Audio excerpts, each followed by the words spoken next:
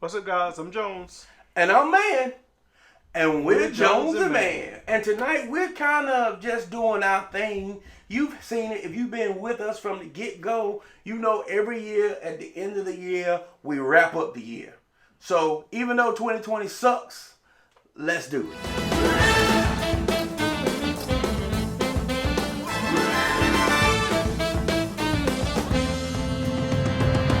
All right, Jones, we're back.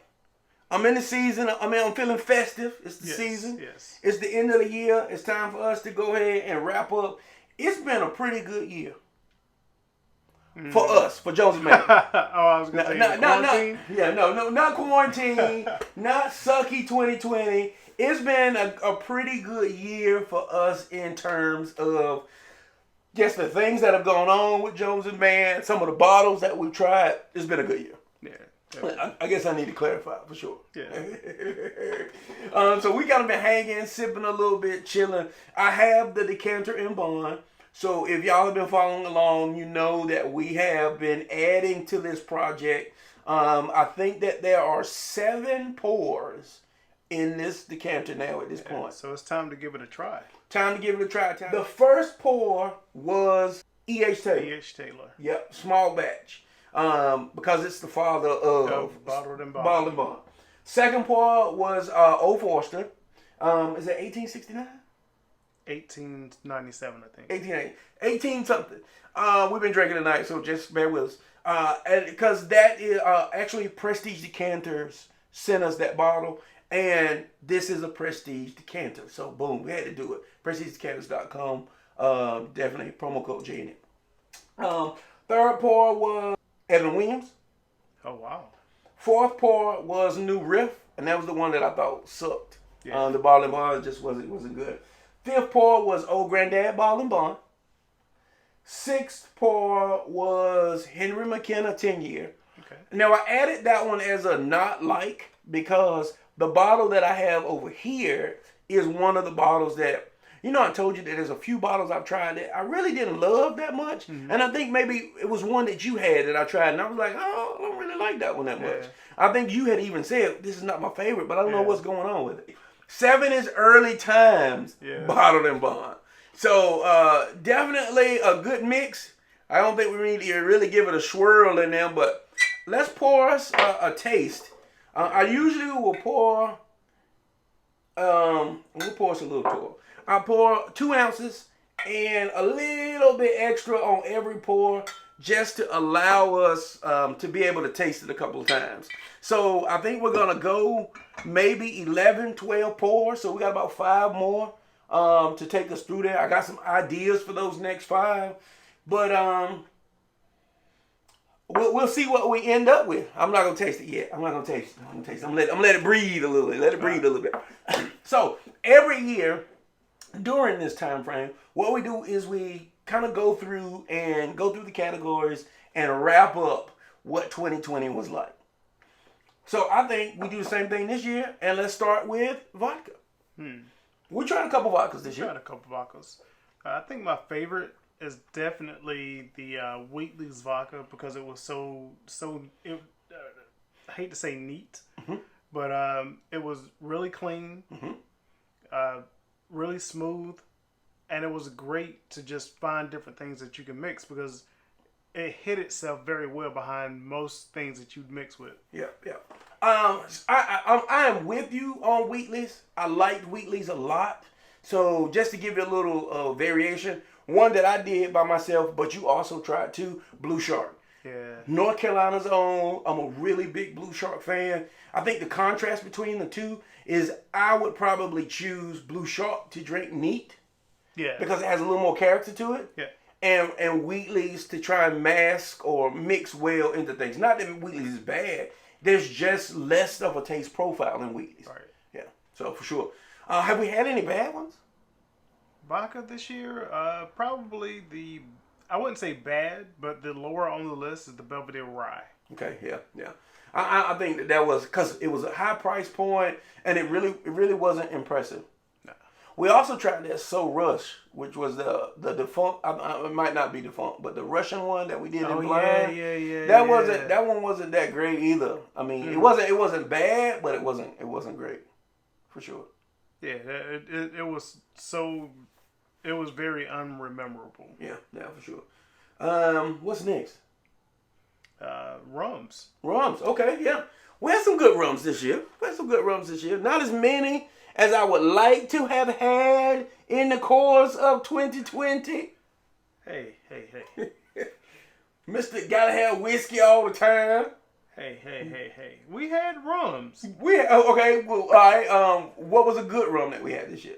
The Appleton 12 year. Yeah. That was one of my favorites. Yeah, that was one you blessed me with for my birthday. It was really, really good. It opened my eyes to Appletons in a new way. And I actually bought the 8 year, which we hadn't tried, but I'm just gonna put that out there. What else did we try rum wise? Of course, the Bacardi 8 and 10. Yeah, we did the Bacardi 8 and 10. Both of those were really good. We rep Cihuatan to the end. Cihuatan is still probably the 12 years my top. I have the bottle of No Wall that I still enjoy at home. Yep. And we tried a new reason why I mentioned Cihuatan, because we haven't done any new episodes. We kind of went back through the new bottle design. But we also tried one. I don't know if we'll get to drop the episode before this one drops. But that one definitely is on the list. Oh yeah, that's definitely for on sure. the list. It's delicious. Have we tried a crappy one? Rum this year? I don't think we had a crappy rum this year. The only one that I can think of that I know we tried was that Baku. And it wasn't that it was Dominican. Baku. It was the bumpy bottle. Oh. And not that it was crappy. It just it wasn't cheap and it wasn't great. That was one of the blinds, right? Yeah, one of the blinds. Oh yeah, yeah. It was unimpressive. Yeah, another one that was just not impressive enough for me to stick in my mind as something that I tried to pick out and select. Yeah, for sure. Which would lead me to the bourbon world. Yeah. Or whiskeys that somebody says we did an excessive amount of this year. Yeah. But I think in the blinds, one that I hope will drop this year, and you guys will get to enjoy seeing us ramble in the episode. Yeah, if you're going where I'm going, we're definitely gonna drop that in this year. Is the George T. Stagg. Yeah. That is one of the most amazing bourbons I've had in my lifetime. Yeah. Definitely one of the best. Yeah. Easily the number one whiskey this year. Yeah, easily. Hands down. Yeah. We've tried a couple other really good ones. I like the old Granddad 114. A lot of the bottled in bonds, especially at the lower end prices, like the Early Times, the Evan Williams, the Old Granddad, all of them, roughly around that $20 mark or less. At bottled and bond, if you don't compare them to something at a higher price point, those are really standouts. I will add that, in my opinion, the OGD beat both of those though. Oh yeah. But yeah. Have we had a bad one this year? I got an idea of one. Yeah. I know my bad one. Bad one. I can't really. I don't think I've really had what I would call absolutely horrible. How could I ever forget the toasted barrel? You know why? It was so bad I wanted to forget it. You want to forget it, yeah. I think I actually gave that bottle away. Yeah. Yeah, it was I either gave it away or literally poured it out. It was that bad. Yeah, it was burnt tasting, Yeah, the toasted barrel wasn't good. I wasn't a huge fan of the Elijah Craig Rye either, but which is surprising because I enjoy Elijah Craig. And I don't. I'll be the first person to say I'm not an Elijah Craig fan. Says the band that has an 18-year Elijah Craig, guys. And I also have a barrel proof. I also have a rye. I got a whole bunch of stuff. But I actually have never asked you about opening and trying that 18, have I? No, I would hope somebody would want to buy it on secondary market. I want somebody to trade me something good for it because I only bought that 18 because I wanted to trade it for the guy offered me an old Rip Van Winkle because I was like, boom, let's do it. But COVID messed that deal up because it canceled my trip to travel, so it sucked. So now I'm stuck with it. But that's a whole nother story. But yeah, I think that's my crappy. Part of 2020. That's my crappy whiskey for 2020. I think the second surprising one for both of us. Well, I dabbled with ancient age for a long time, but in that blind, that was one that you actually enjoyed as well. Yep. I did like that, and that I keep it over here in the corner. It's one of mine, like rum and cokes.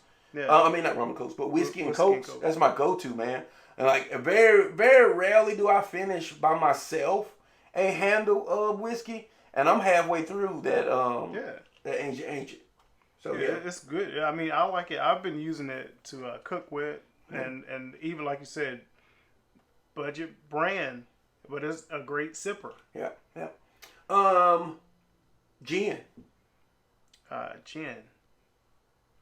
Let's see. We had the Hendrix this year. Yep. That was pretty good. Yeah, part of our Jones and Mann Essential Pack. You can definitely check out cwspirits.com/JonesNmann. Pick up that pack. It used to include 1792, but now it includes Buffalo Trace. Oh, really? Yeah, we were able to swap out Buffalo Trace. Awesome. In that same pack, and I think the price dropped like $5. Because they got a really good deal on. Yeah. I was like, well, we can get it at that price and drop it down. Let's do it. You get a better bottle. Yeah, get a better bottle. So definitely check out cwspirits.com/JonesNmann. But yeah, I agree. When it comes to gin, there's not a ton that I love, but Hendrix is up there. Go ahead. I actually fell in love with Indigo, which is Snoop's gin. Now you didn't like Snoop's gin, but I really enjoy it. It has a strawberry infusion that really takes a lot of the gin flavor away. Right. It makes a banging gin and pineapple, gin and juice. Now I'll admit I don't drink a ton of just straight gin, but I actually heard someone say that gin really wasn't intended to be consumed neat. Mm. It was really meant to mix and go in cocktails. Which I don't know what truth that is to that, but I was like, oh, you know what? That makes sense. Gin works so much better in a cocktail than it does just drinking gin neat. But I'm also not a lover of gin. Yeah. I thought that was like drinking dirty stream water. Just juniper. Well, for me, because neat, it has the juniper taste, and then you have the strawberry mixed in, and it's like, this is some weird, funky, two things that should never go together. Yeah. And you're thinking, I think I'm going to get sick. This is like drinking dirty swamp water or something. Yeah. Well, to me, I didn't find as much of a clash. I felt like the strawberry overpowered the juniper. And it made it back to vodka.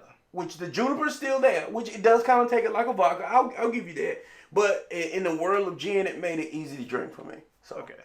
Yeah. We didn't really have a bad one. You say Indigo was probably a bad one. Yeah, that was my bad one. I didn't have a bad one that we tried, which we didn't really try a bunch of gin this year. Not this year. That takes us to the one that I think we tried more than you would like to admit, right? Probably more bourbon, more whiskey, but overall, I think we tried more tequila this year than any other spirit. I would agree with that probably because I did a lot of tequila with Amelia Tequila. We did a lot of tequila together, but we also did a lot of tequila. Yeah. I had a bunch because we kept doing whiskey. So we had to get some tequilas out, and I still got a stash of rums that we got to do. But 2021 gonna be the rum year. But anyway, good tequila. Good tequila. There were so many. I did like the rocks. What was it? Teremana. Yeah. Teremana was a good bang for the buck. That is the best overall bang for the buck, I think. The G4 was okay. I think for a traditional tequila, Blanco tequila. It was really good, slightly overpriced, so it brings it down so far as ranking, but it drinks really well. But the Terramana, yeah. Okay. So with me, I would probably say definitely I gotta include Fortaleza because I found Fortaleza to be delicious. Which you kind of tried it after, but that's a episode that I did with Amelia. What were you about to say? The mystery tequila. Yep, definitely. Swall was a really good tequila. It's a different type of tequila. It's kind of like a cross between a bourbon and a rum and a whiskey, kind of all blended together. But it's a really good tequila. Also, another one that you can really only find on cwspirits.com/Jones and Mann to pick up a bottle. And then I would also say Herradura Ultra. Yeah, that one's, I like that one, but sometimes it can be a little sweet for me. Yeah. A little too sweet. Depends on where you're at, I guess, taste bud wise. Yeah, for sure. I can see that. But I really enjoy Herradura. We even added the silver to our pack, so there's another good price point. Yeah. All right, so we did. Surprisingly enough, we haven't done any brandy. We haven't done brandy. We did cognacs. Yeah, we did cognacs. Cognacs. Let's see. We did the Cavazier. Avant-Garde, and that would be the one that I didn't like this year. Yeah, that's definitely one I didn't like. Man, I don't know if we did any other one other than Branson. 50's brand. 50. I like Branson. I thought it was a really good. It's a different kind of cognac. It really, really light. But I definitely, and I actually got that close by. I like Branson. I thought that one was really good. Yeah, it's decent, but it would not be something that I would seek after or look to put in anything. Yeah. It's not something I'm gonna. It is light. It is flavorful, but it has too much of like a champagne kind of bubbly taste to it for me. So no. I like that. I like the light aspect of it. So that's a good thing about how we contrast each other. Sometimes we align, we taste, and we like boom, we both hit is good to go. But sometimes there's a difference, there's a polarity in it, and that's why we hope you guys kind of really tune into us on a regular basis, so that you kind of start to develop a taste figure out our taste profiles, and then utilize that in order to make your purchases and your selections. We appreciate all the suggestions that we get. So we did a rum, we did a vodka, we did whiskey, we did tequila, we did gin. Anything we're missing? I don't think we missed anything. I think we're other good. than. Oh yeah. Other than that, so I've been doing this decanter and bond project. As you know, we're about 7 in. It smells like every whiskey. Yeah. And there's no because you blended all these together, it tastes extremely different. It doesn't. I mean, it smells extremely different. It smells like a regular bottle and bond. You want to give it a try? Clink them and drink them? All right, here it is. Let's taste.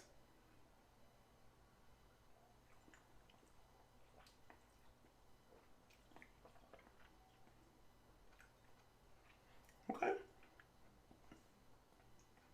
There's one that stands out slightly more than the others. It must be that new riff. No.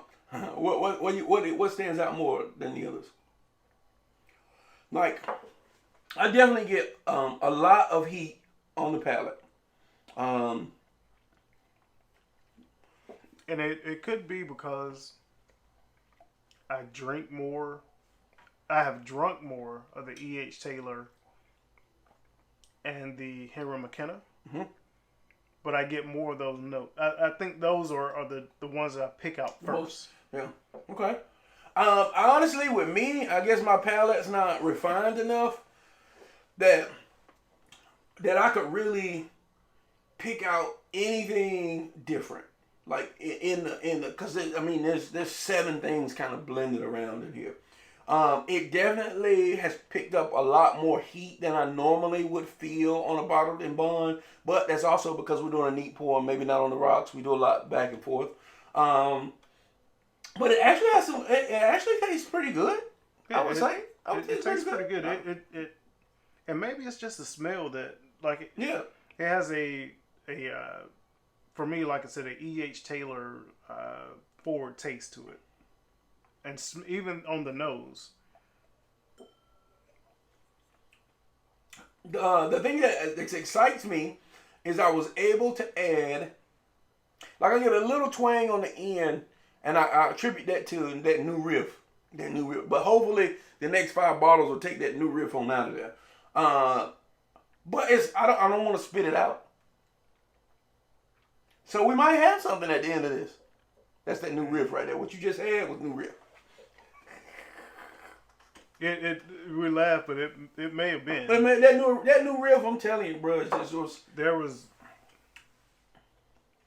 because it and I didn't get it on the first couple sips that I did. Mm-hmm. I did not get that.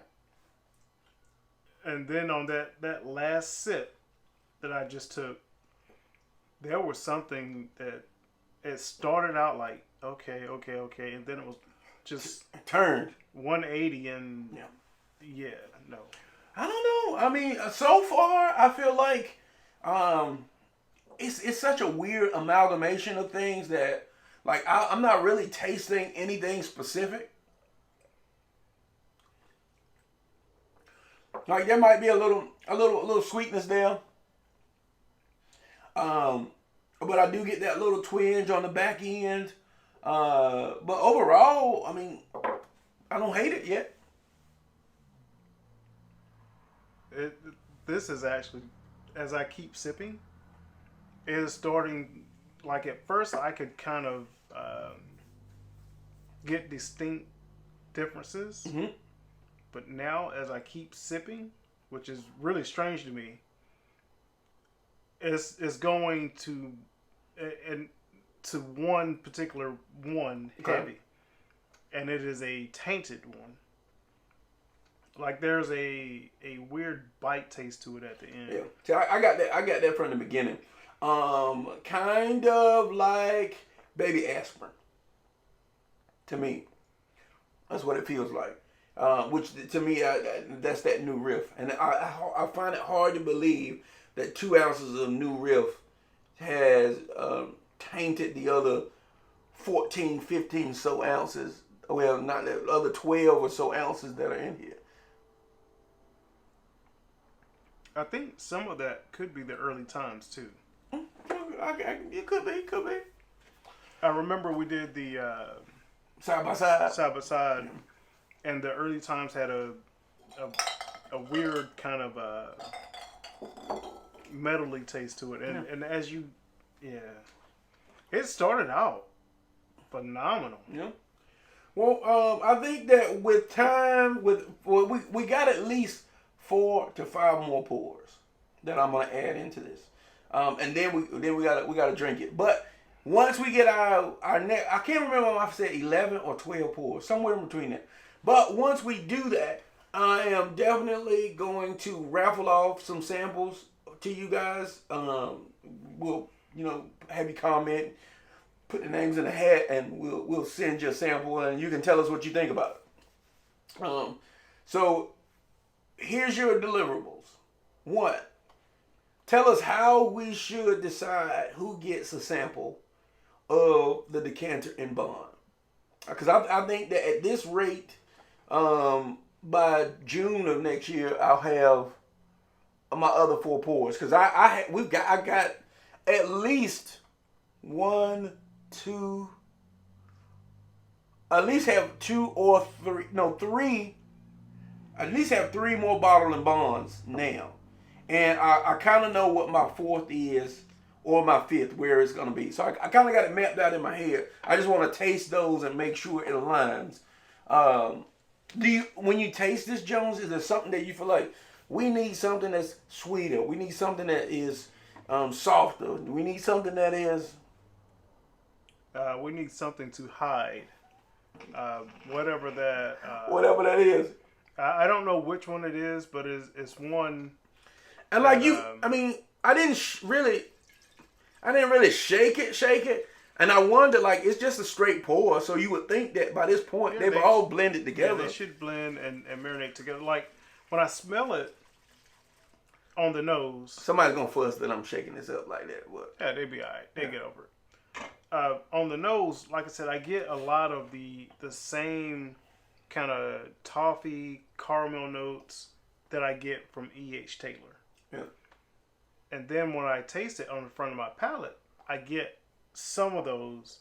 And then the middle of my palate, it's something in there where it has too much barrel aging, or it tastes like poor barrel aging, like it literally tastes like it's something burnt. That's that burnt barrel. I'm telling you, bro, that is that new riff.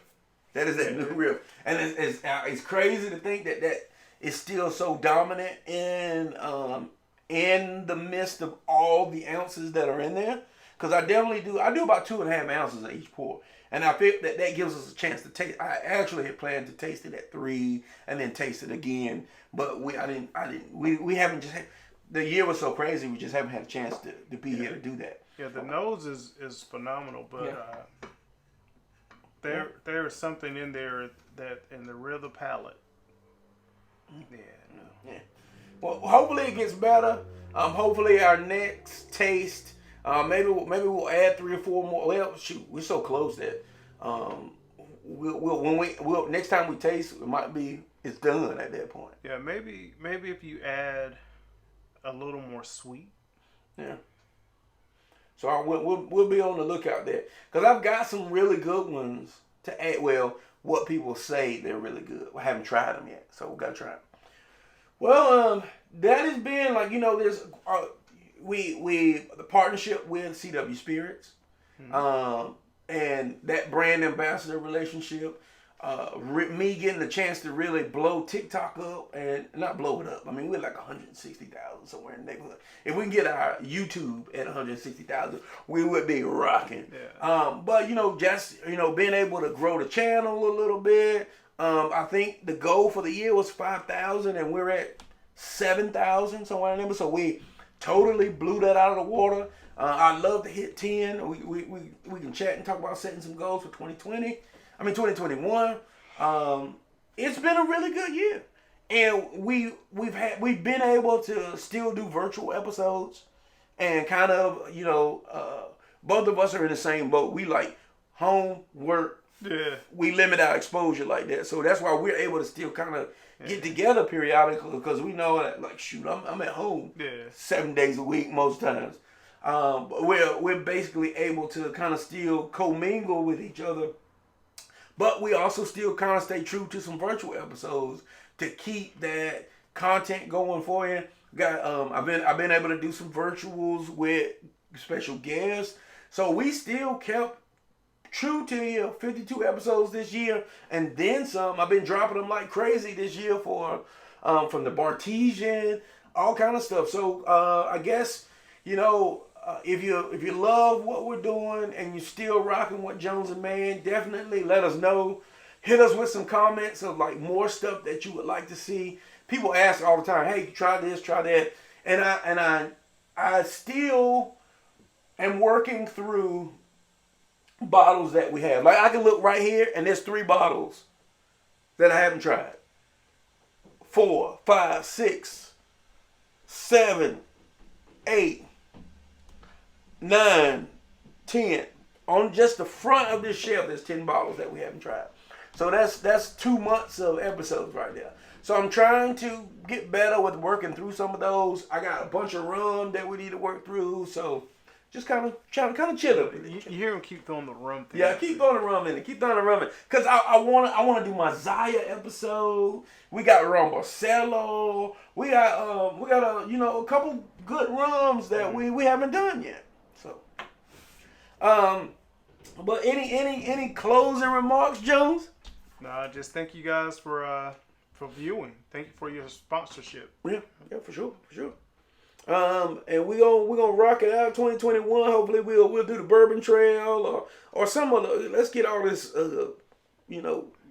stay at home quarantine stuff over with, so we can really get out there and explore and hang out and really bring y'all some good content. Maybe hang out with us. We met some good people. Oh yeah, definitely met some good people. Yeah, so It's 2020, and it's been another good year. My brother, I appreciate you putting up with me and hanging with me through all the craziness. And have you bought another bottle? And come on, Jones, come, let's try this. Let's, that you tolerate all my craziness. And you hang in there with me, and on this journey that's definitely not what you wanted to do, but I appreciate you hanging in there with me, man. So for 2020, 2021, and forever, man, I appreciate you for that. To y'all, I definitely thank it. Thank you. Man, clink 'em and drink 'em. Jones and Mann.